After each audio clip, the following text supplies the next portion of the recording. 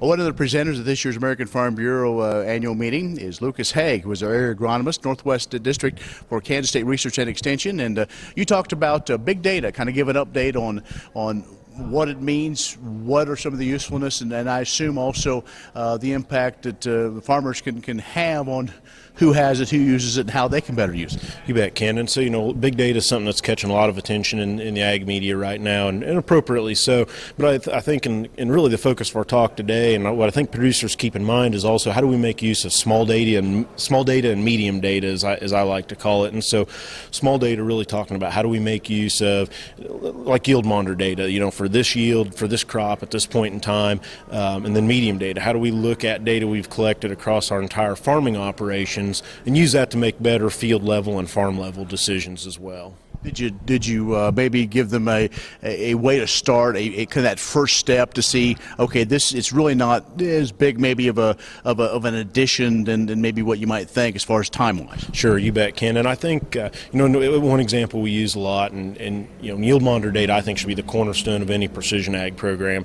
And we know crop removal values. We know that a bushel of wheat removes half a pound of phos, and so it starts to become easy if you have good yield data. If you got a wheat yield map, take that times 0.5, you now have a phosphorus removal map, and we can use those things to drive variable rate nutrient application quite easily with the data and the tools that are accessible to most producers. So I guess where do we go from here as far as utilization? There's been an awful lot of talk about who owns it, who uses it, and some of the big companies may manipulate things, but really the first step is even beyond that. Just keep it on the farm to make you a better farmer, regardless of whether we get to the big boys or those big pieces of equipment, correct? Yeah, and I mean the first step is we've got to collect the data, and we've got to collect quality data, because that data has no value to you on your operation or to someone who's aggregating big data if it isn't of quality and if it hasn't been collected. And so now more than ever, properly calibrating yield monitors, collecting keeping adequate notes of what else happened on that field is really important. All of our as-applied data is really important. So that's really the first step, is to even collect the data. And the ownership deal, a good colleague of mine always says, data only has value if you do something with it. And I think that's where a lot of guys are struggling right now. But I think there's opportunities there to use that data both on farm and beyond.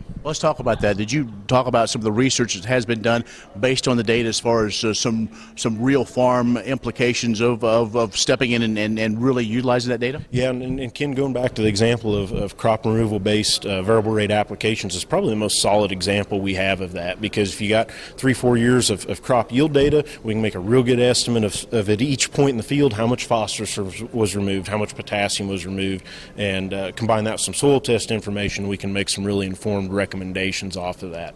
Another example we gave was, taking data across the farm level and using that to make some machinery management decisions. Machinery management's a huge driver of cost for our farms here across the plains, and so little differences there can make big differences to the bottom line. In your research, was there a economy of scale or a plateau that this collection of data works the best for a certain size of farm, or did you see it from all sizes?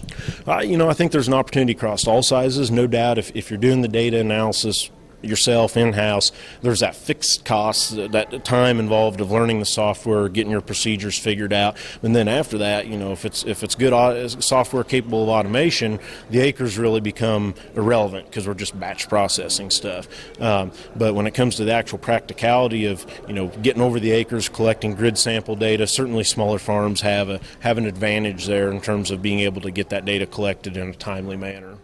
So the best thing to do is, if you haven't started, start next spring. Start now, because now, and guys say, well, I don't collect yield data because I don't know if I'll ever have a use for it. But when some of these real clear uses emerge, wouldn't it be nice to already have a couple years of data that you can put to work? And so there's just really no reason. But again, it goes back to quality. I'd rather have no data than poor quality data, because if I got no data, I know that, and I'm gonna make my decisions based on that. Bad data can lead me astray. Lucas, thanks a lot. Thanks, Ken. Lucas Haag, who is the area agronomist for the Northwest Kansas Extension District based in Colby. So that's a report from the KFB meeting in Manhattan. I'm Ken Rogers.